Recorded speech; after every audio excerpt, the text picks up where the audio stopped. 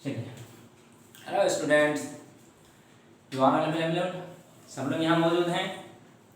देखिए, जैसा कि मैंने पहले जितने भी क्लासेस लिए हैं उसमें सबका मैंने थ्योरेटिकल पॉइंट्स को डील किया है, चाहे वो इनर्शिया हो, लॉ ऑफ इनर्शिया हो, मास हो, मोमेंटम हो, फोर्स हो, है ना, और principal of conservation of momentum हो। तो इसमें जितने भी थे पॉइंट्स वो सब के सब तो थ्योरेटिकल थे। इसमें न्यूमेरिकल्स का कहीं पर कोई एस्पेक्ट नहीं आया, प्लेस नहीं आया। तो क्यों नहीं आज हम लोग न्यूमेरिकल्स को कुछ वर्कआउट कर लें और हम लोग अपने आप को एसेस कर लें कि देखें कितना हम लोग सक्सेस होते हैं और कितना हम लोग कैपेबल होते हैं। ठीक है, तो आर यू रेडी? यस, अगर आप रेडी हैं, ठीक है, फिट हैं, तो right the first question, numerical number 1। ये क्वेश्चन क्या है? A force of 6 Newton produces an acceleration of 2 meter per square second when it acts on a body A, and 3 meter per square second when it acts on a body another body B। ठीक है, acts on double आ गया है, इसमें single ही रहने दीजिए। ठीक है, if both the bodies, यहाँ पर भी द हटा दीजिए, if both the bodies A and B are tied together and a force of 5 Newton is applied, what will be the acceleration produced? ठीक है, चलिए, तो अब इस क्वेश्चन में क्या मीनिंग है? Listen, try to understand. अब असल तो इसको समझना है, जो फोर्स किसी बॉडी पर अप्लाइड है वो बॉडी ए है और उसका मास कितना है नहीं मालूम, लेकिन उसमें एक्सेलरेशन कितना प्रोड्यूस कर रहा है ये गिवन है। कितना गिवन है? 2 मीटर पर स्क्वायर सेकेंड। तो ठीक है, एक इंफॉर्मेशन तो दिया ना, एक इंफॉर्मेशन दिया, तो अब दूसरी बार उसी फोर्स को अप्लाई किया जाता है एक दूसरे बॉडी पर बी पर, जिसका मास भी नहीं है, गिवन नहीं है, लेकिन उसमें एक्सेलरेशन कितना प्रोड्यूस होता है ये तो यहाँ पर इंफॉर्मेशन में दिया, 3 मीटर पर स्क्वायर सेकेंड। ठीक है, तो पहले बॉडी ए में 2 मीटर पर स्क्वायर सेकेंड का और दूसरे बॉडी बी में 3 मीटर पर स्क्वायर सेकेंड का। तो दो एक्सेलरेशन आपके पास है, हमारे पास है। ठीक है, अब क्या करते हैं कि दोनों बॉडी को हम यहाँ पर टाई अप कर देते हैं।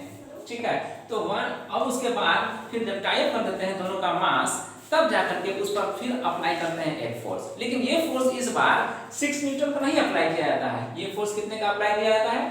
5 न्यूटन का। यस, तो 5 न्यूटन का फोर्स अप्लाई करने से कितना एक्सेलरेशन उसमें प्रोड्यूस होगा, we have to calculate it. चलिए, तो अब पूरा मैटर समझ में आ गया। Now we proceed. सॉल्यूशन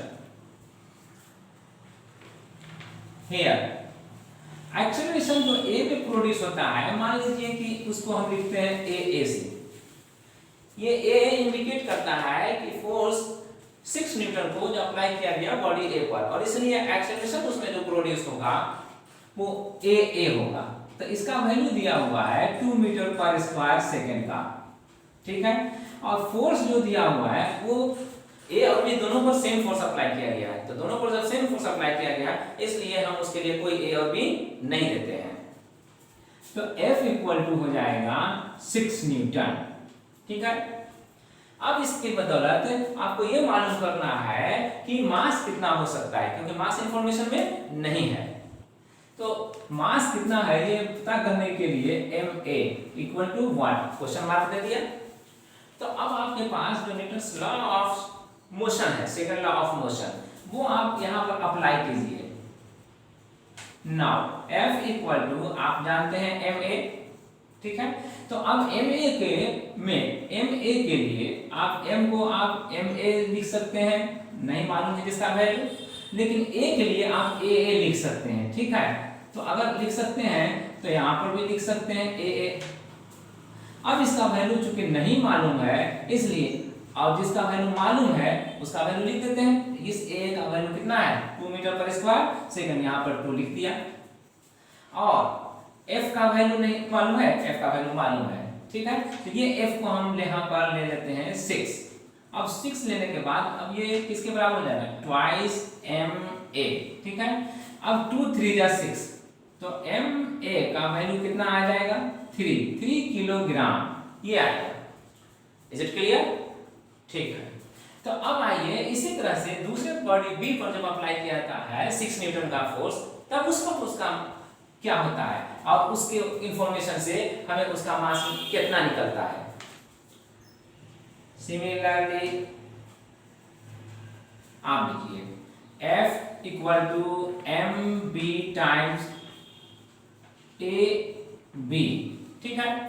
तो अब जाकर के आप F के बदले में तो फिर वही 6 लिखेंगे, तो 6 लिखेंगे तो 6 लिख दिया। और M B is not available है ना, इसमें इंफॉर्मेशन में नहीं है, तो इसको जैसे है एज इट इज छोड़ दें। एम बी और A B acceleration mean body B, ठीक है, कितना है, ये है यहाँ पर 3 मीटर पर स्क्वायर सेकंड, तो आप 3 लिख लीजिए, है ना, यहाँ पर दे दीजिए according to question A B equal to 3 metre पर स्क्वायर सेकंड, ठीक है। अब आइए 3 2 जा 6 कैंसिल हो सकता है, अगर ये कैंसिल हो गया तो अब एम बी का वैल्यू कितना हो जाएगा 2 किलोग्राम। अब आपको दोनों बॉडी का मास मालूम हो गया, ए का भी और बी का भी। तो अब क्या करेंगे कि अब हम दोनों को टाई अप करने वाले हैं, क्यों, क्योंकि लास्ट सेंटेंस जो कह रहा है कि both the bodies are tied together, दोनों एक साथ टाई कर दिए जाते हैं, तो टाई कर दिए जाएंगे तब मास कितना हो जाएगा। चलिए अब देख लीजिए,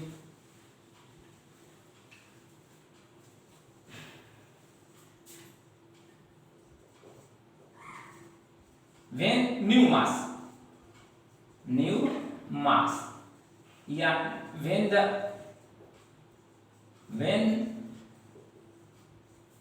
the two bodies are tied together, new mass कितना हो जाएगा, new mass m equal to, ठीक है, M A plus M B, ठीक है। एम ए हमारा निकला था कितना याद है, ये तो एम बी तो 2 किलोग्राम, तो वो 3 किलोग्राम था, 3 किलोग्राम था ना, यस, तो 3 किलोग्राम था, तो 3 यहाँ लिख लीजिए और ये 2 लिख लीजिए, कितना हो जाएगा 5 किलोग्राम, ठीक है। 5 किलोग्राम आया, तो अब आइए अगेन, सो यहाँ पर आप अप्लाई कीजिए once again F equal to M A, Newton second law of motion को फिर एक बार इस्तेमाल करना है, तो F equal to M A. अब इसमें जो एक्सेलरेशन प्रोड्यूस होगा अब A और B में ज्वाइंटली होगा, इसलिए हमको इसमें A और B इंडिकेट करने की जरूरत नहीं है। हाँ, अब इस F का वैल्यू अब यहाँ 6 नहीं बल्कि यहाँ पर इंफॉर्मेशन में 5 मीटर का है, तो अब F का वैल्यू भी यहाँ पर 5 दे दीजिए, M का वैल्यू यहाँ पर आया है 5, तो 5 लिख लीजिए, और A है अननोन, तो अननोन रहने दीजिए। अब 5 और 5 क्या होगा कैंसिल, तो फिर A का वैल्यू क्या होगा 1, यही 1 मीटर पर स्क्वायर सेकेंड हमारा रिक्वायर्ड रिजल्ट।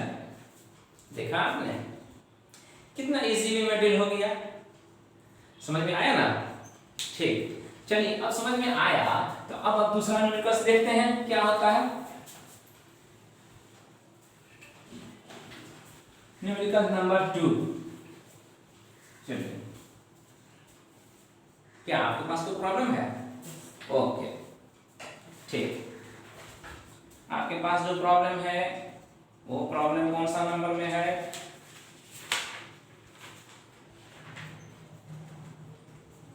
ओके, ठीक, लिखिए, इसी पर लिखिए, पहले न्यूमेरिकल नंबर 2 में लिख लीजिए इसी को। A bullet of mass 25 gram, a bullet of mass 25 gram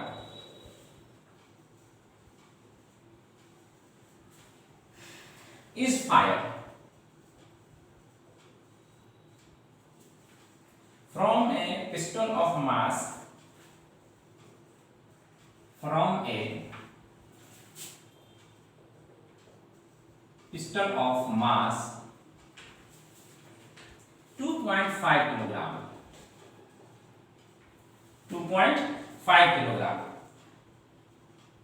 at a velocity of 200 meter per second, a velocity of 200 meter per second, ठीक है, 200 मीटर पर second. calculate or find the required velocity of the pistol. Required velocity of the pistol. चलिए ठीक है, okay. तो let's see how do we solve it. अब इसमें क्या है इंफॉर्मेशन देखिए, ये मिटा लीजिए, ये साफ कर लीजिए यहां पर। Now what we have the question, try to understand its meaning.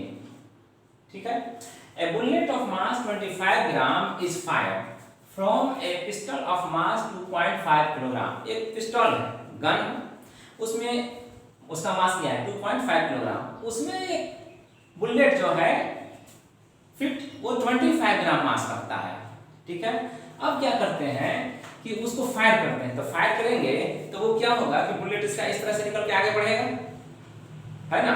तो इस तरह से अगर निकल के आगे बढ़ेगा तो अब उसके बाद ये गन का क्या होगा, इस पिस्टल का क्या होगा जी। तो बुलेट जो आगे बढ़ रहा है वो किस स्पीड से आगे बढ़ रहा है, 200 मीटर पर सेकंड के स्पीड से। ठीक है, अब अगर वैसा है तो फाइंड करने को कह रहा है कि find out the required velocity of the pistol. Pistol जो रिक्वायर्ड वेलोसिटी टेकअप करेगा वो कितना होगा। रिक्वायर्ड वेलोसिटी याद है, रिक्वायर्ड वेलोसिटी वो वेलोसिटी है जिसमें कोई बॉडी का एक पार्ट आगे बढ़ जाता है और दूसरा पार्ट बैक हो जाता है, पीछे की तरफ मूव करता है। तो जो पीछे की तरफ मूव करता है वही वेलोसिटी कहलाता है उसका वेलोसिटी जो होगा वही वेलोसिटी कहलाएगा उसका रिक्वायर्ड वेलोसिटी।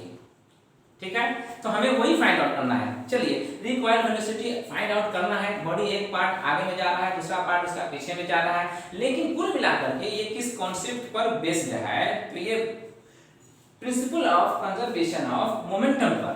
याद है, principal of conservation of momentum. तो आइए इसको भी हम इस पर कैसे डील करेंगे सीख लें। स्टार्टिंग इनिशियल मोमेंटम जब फायर नहीं किया गया है, when the pistol is not fired, total momentum कितना, total initial momentum of the system कौन, pistol plus bullet, pistol plus bullet. ठीक है, इज 0, इट इज ऑब्वियस। ठीक है, तो इज 0 है, तो अगर इनिशियल मोमेंटम 0 है टोटल, तो principal of conservation of momentum क्या कहता है, फाइनल मोमेंटम भी 0 होना चाहिए। यस, तो देयरफॉर बाय PCM, PCM याद है, the principle of conservation of momentum. Yes, तो बाय PCM द फाइनल और टोटल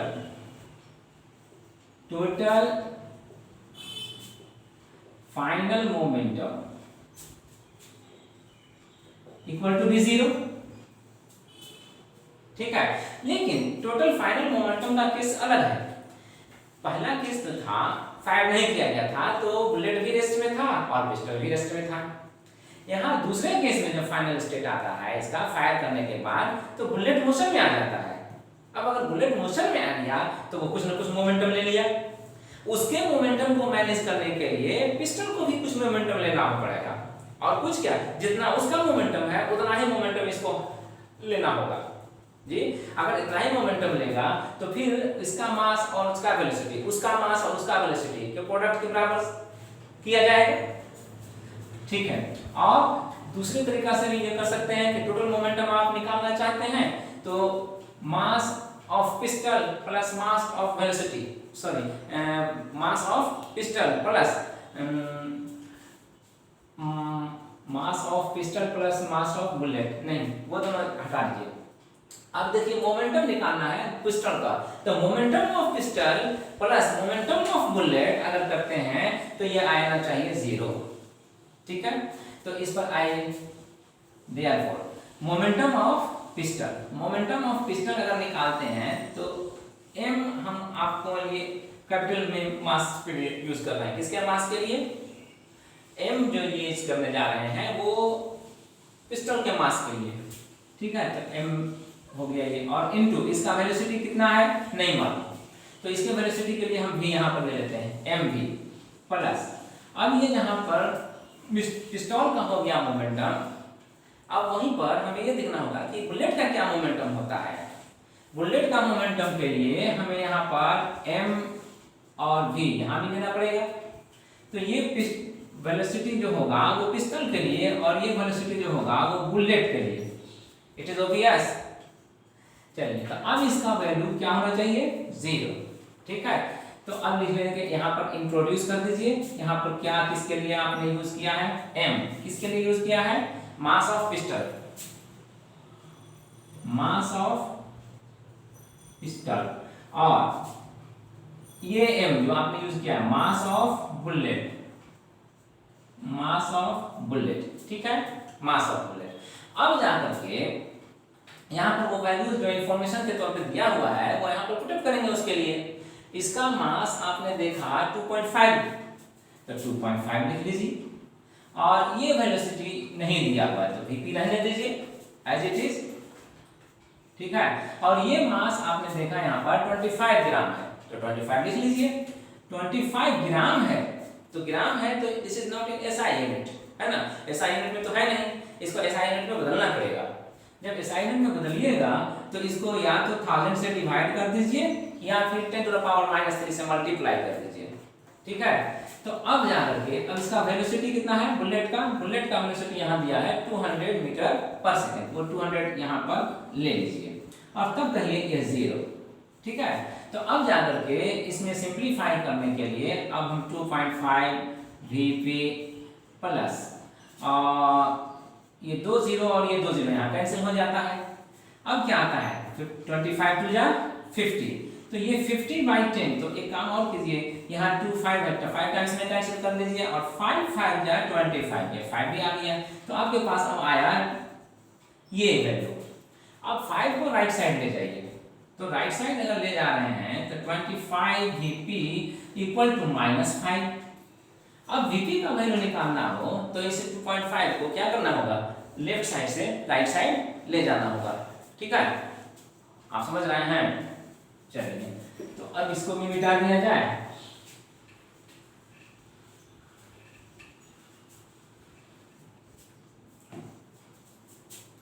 अब vp इक्वल टू -5/2.5, तो -5 × 10/2, अब पॉइंट नहीं रहेगा, इस पॉइंट के बदले में यहाँ पर 10 ले लिया, ठीक है। तो अब आइए 5 5 25 और 5 2 जा 10, तो माइनस के साथ ये 2 आया, तो vp का वैल्यू कितना हो गया? -2, है ना, -2। तो माइनस साइन क्या इंडिकेट करता है? माइनस साइन इंडिकेट करता है कि this velocity is not in the direction in which the bullet is moving, ठीक है। बुलेट जिस डायरेक्शन में मूव कर रहा है उस डायरेक्शन में ये वेलोसिटी नहीं मूव कर रहा है, but it is moving in opposite direction. ये अपोजिट डायरेक्शन में मूव कर रहा है, तो अपोजिट डायरेक्शन में मूव कर रहा है, तो यही तो है required velocity. Therefore the required velocity equal to 2 metre पर सेकेंड, है ना। इस तरह से हमारा ये प्रॉब्लम सोल्व होगा, ठीक है। चलिए, तो आपका एक और प्रॉब्लम था, है ना। एक और प्रॉब्लम देखते हैं क्या होता है न्यूमेरिकल्स। इसको मिटा दिया जाए, तब तक नोट कर लीजिए, मैं तब तक देख लेता हूँ प्रॉब्लम। लाइए, ठीक है, ये रहा आपका प्रॉब्लम। कहाँ है प्रॉब्लम? ये प्रॉब्लम आपका यहाँ पर, अच्छी बात है, ठीक है, ठीक, यस। तो पहले इसे तो लिखना पड़ेगा। चलिए, आप लिखने के लिए मैं इसे पहले इरेज करूं। आइए, मैं इसको पहले इरेज कर देता हूं, ठीक है। लिख लिया? ये इरेज हो गया, ठीक है, ओके। अब ये न्यूमेरिकल्स नंबर 3 ये लिखिए। क्या है ये न्यूमेरिकल्स, देख लेते हैं। नहीं तो आप लिखिए और मैं भी लिखता हूँ, पढ़ता भी हूँ लिखता भी हूँ। ठीक है, तो ये 8000 kilogram engine pulls a train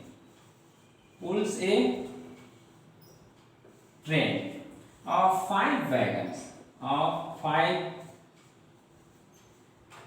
wagons, each of mass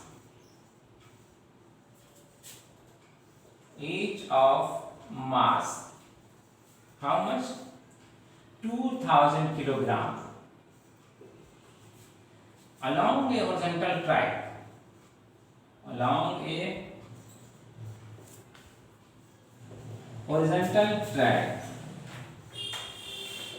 ठीक है। if the engine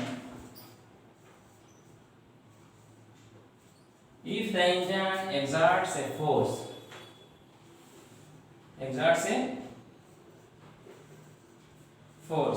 of 40,000 Newton and the track offers a friction of 5,000 Newton. Okay, then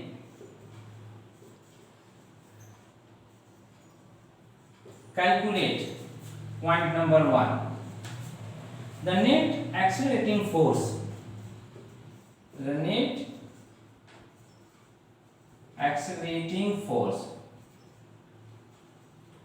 ठीक है। और second part, the acceleration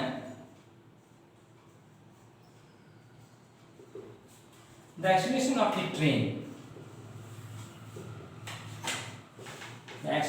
the train, और thirdly the force of wagon 1 on wagon 2। जी चलिए, question तो over हो गया। ठीक, लीजिए। चलिए अब देखिए जरा इस क्वेश्चन में इंफॉर्मेशन क्या क्या है और इस इंफॉर्मेशन को हमें यूज करके इसके क्वेश्चंस को आंसर कैसे करना है। ठीक है, तो क्वेश्चन जरा ट्रेन बेस्ड है। तो एक ट्रैक ले लीजिए, मान लीजिए ये ले लिया हमने। ठीक है, तो एक वैगन यहाँ बना लीजिए ये, और एक वैगन यहाँ बना लीजिए। ठीक है, एक वैगन यहाँ बना लीजिए। ओके, और एक वैगन यहाँ बना लीजिए और एक वैगन यहाँ बना लीजिए, है ना। यस, ये एक वैगन यहाँ बना लिया। ठीक है, और इस वैगन को, इन सभी वैगन्स को 5 हो गए ना, तो 5 हो गए, तो 1 2 3 4 और ये 5 हो गए। ठीक है, मूव किधर कर रहा है, मान लीजिए राइट साइड में मूव कर रहा है, तो इंजन इधर देना है। ठीक है, ये इंजन इधर देना है जो फोर्स अप्लाई करेगा, तो ये इंजन भी दे दीजिए। ठीक है, यस, तो ये ट्रैक है जिस पे चला जा रहा है। ठीक है, ये चला जा रहा है। ओके, इधर की तरफ।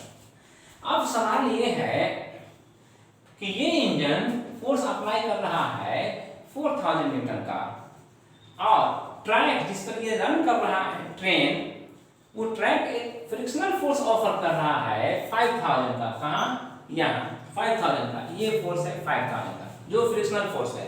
तो आप यहाँ पर दिखला सकते हैं 5000 फ्रिक्शनल फोर्स, लेकिन ये कह रहा है कि track offers A friction of 5000 Newton. ठीक है, ये फ्रिक्शन हमें 5000 का लेना है न्यूटन, इतना का। अब ये इंजन जो फोर्स अप्लाई कर रहा है, ये F हो गया 40,000 न्यूटन जी, इतना का। ठीक है, इतनी बात समझ में आ रही है। ठीक, इसमें अब इतने के बाद हर वैगन का मास यहाँ दिया हुआ है 2000 किलोग्राम। 2000 किलोग्राम ये भी है, 2000 किलोग्राम ये भी है, 2000 किलोग्राम ये भी है, 2000 किलोग्राम ये भी है और 2000 किलोग्राम ये भी है, ये भी है। लेकिन सॉरी, ये इसका मास दिया है 8000 का, है ना, ये 8000 किलोग्राम का है। ठीक है, ओके। अब हमसे जो चाहता है ये, तो उसमें इंजन के लिए इसमें कहीं पर कुछ मेंशन नहीं है। इंजन कौन है? इंजन फोर्स अप्लायर है। इंजन क्या है? इंजन फोर्स अप्लायर है, अप्लाई करने वाला। लेकिन इसके मास का इस प्रॉब्लम में क्या इन्वॉल्वमेंट है, इसमें कहीं पर इसका कुछ इंफॉर्मेशन नहीं है। ये इंजन फोर्स अप्लाई करेगा इन पांचों वैगन्स को पुल करने के लिए। ठीक है, इन पांचों वैगन्स को पुल करने के लिए ये फोर्स अप्लाई करेगा इंजन। तो क्यों नहीं, इसका हमें जब कोई काम ही नहीं दिखता है तो फिर इसको हटा ही दिया जाए। अब हटा दिया जाए और हटाने के बाद एक डायरेक्ट फोर्स अप्लाई दे दीजिए, ये फोर्स F। तो अब ये फोर्स जो है ना, वो जो इंजन अप्लाई कर रहा है वो डायरेक्ट फोर्स यहाँ पर आ गया है ना, इंजन के मास से भी कोई मतलब नहीं है। तो नाउ अब हम स्टार्ट करते हैं। Force, the force applied by the engine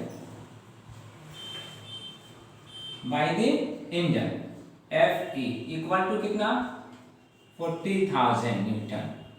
और the force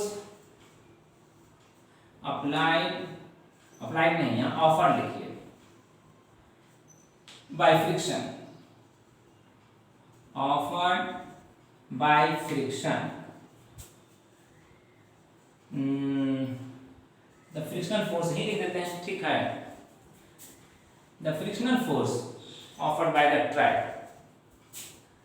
and the friction offered by the track कितना होगा? ये है 5000 यहाँ। ठीक है, 5000 न्यूटन। तो अब बोलिए फ्रिक्शनल फोर्स होता क्या है? जैसा कि मैंने कहा था, आपको भी पता होगा, रिवाइज किए होंगे तो, फ्रिक्शनल फोर्स मोशन को अपोज करने वाला फोर्स है। तो मोशन को अपोज करने वाला फोर्स अगर है तो वो, अगर मोशन राइट वार्ड है तो वो लगेगा लेफ्ट वार्ड। ठीक है, तो ये फोर्स लेफ्ट वार्ड अप्लाइड है और ये फोर्स राइट वार्ड अप्लाइड है। तो नेट फोर्स कितना होगा? इसको कह लीजिए राइट वार्ड इन फिगर। ठीक है, फिगर में, और ये लेफ्ट वार्ड इन फिगर। ठीक है, तो इतना तो आप समझ गए। अब नेट फोर्स कितना अप्लाइड है, तो अब हम निकालने के लिए अब से मिटाते हैं। यस, लिख लिए? चलिए, अब इतनी बातें करते करते तो आपने लिख ही लिया है। ठीक है, तो हम इसको यहाँ पर मिटा दिया जाता है। ठीक है, इरेज कर देते हैं। अब नेट फोर्स कितना है वो हमें निकालना है। तो net force, therefore one part में जो आपको आंसर करना है, नेट फोर्स कहाँ है? पहला part, the net accelerating force, वो फोर्स जो एक्सेलरेशन प्रोड्यूस करने वाला है, करता है ना। तो the net accelerating force equal कितना हो जाएगा? वो 40,000 माइनस 5000 है ना, जो रोकने वाला है, ऑब्जेक्ट करने वाला है मोशन को, ये है। तो इसको माइनस कर दीजिए, किसमें? जो फोर्स पुल करने वाला है उसमें। तो अब कितना आ जाएगा?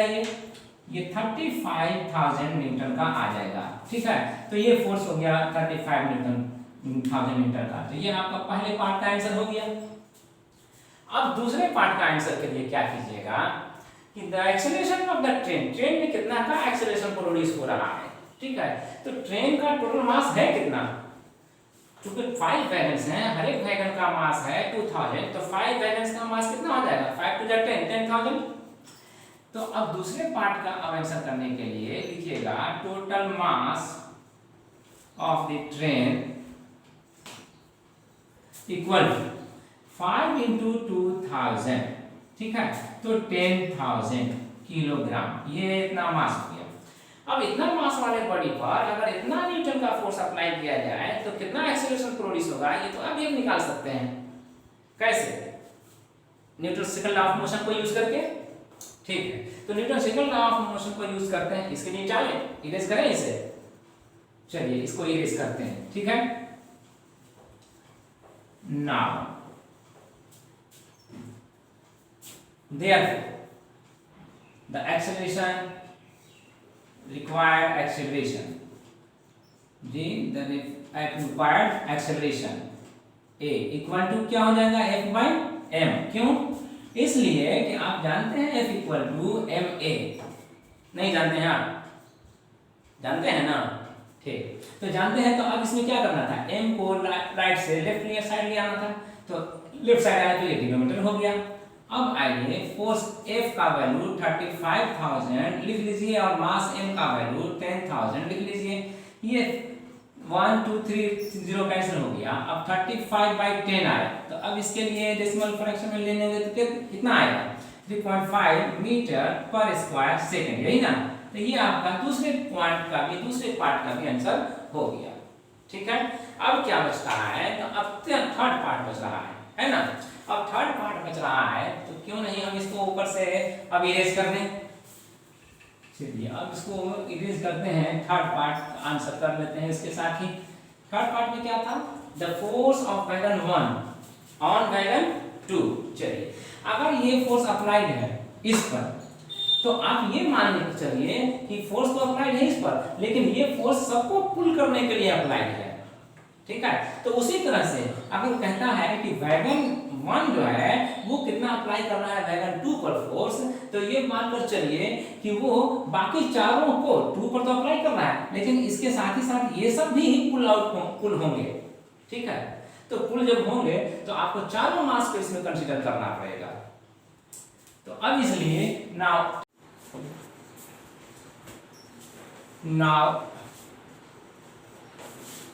the force applied by wagon 1 on the wagon 2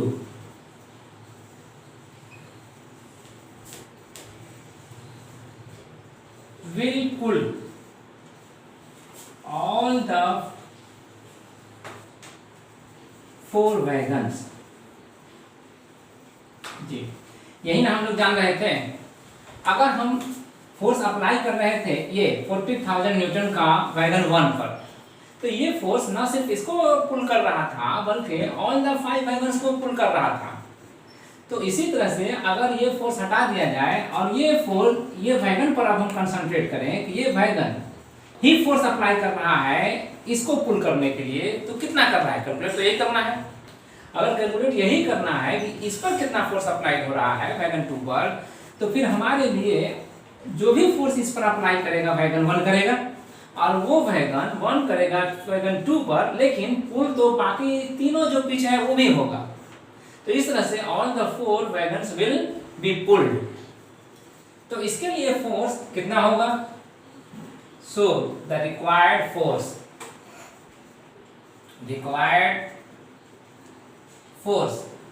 equal to ये F इक्वल टू आपके पास जो फॉर्मूला है MA, वही काम आएगा, यहाँ पर वही टूल्स है MA।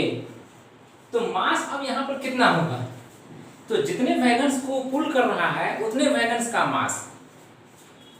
तो अब यहाँ पर बताएंगे कि here M equal to total mass of the wagons, 4 wagons कर लीजिए यहाँ पर, ऑफ द 4 वैगन्स और टू बी पुल्ड, इन्हीं को खींचना है, टू बी पुल्ड इन्हीं को खींचना है। और इसलिए टोटल मास होगा कितना, हर एक वैगन का मास है 2000 किलोग्राम। तो 4 इंटू 2000 दैट इज 8000 किलोग्राम, ये टोटल मास हो गया। Okay, now you put the value of M here and the value of A will be, value of A हमारा मिला हुआ है पार्ट 2 में 3.5 या 2.5 3.5। ठीक है, तो 3.5, तो इसमें आप 8000 इंटू 3.5 रखकर मल्टीप्लाई कर लीजिए। और अब इसमें आपको मिलेगा क्या, इस जीरो एक जीरो से इसका डेसिमल कैंसिल हो जाएगा। अब बाकी बचा 800, तो 8 से 5 को मल्टीप्लाई कीजिए, 8 5 जा 40, 8 को 3 से मल्टीप्लाई कीजिए, 8 3 जा 24 एंड उधर 40 में जो बैलेंस आया था 4, 24 एंड 4 28। और इतना करने के बाद ये 8 का साथ 2 जीरो और था, तो वो 2 जीरो यहाँ पर रख लीजिए और ये इतना हो गया फोर्स। तो रिक्वायर्ड फोर्स आपके पास 28,000 न्यूटन का।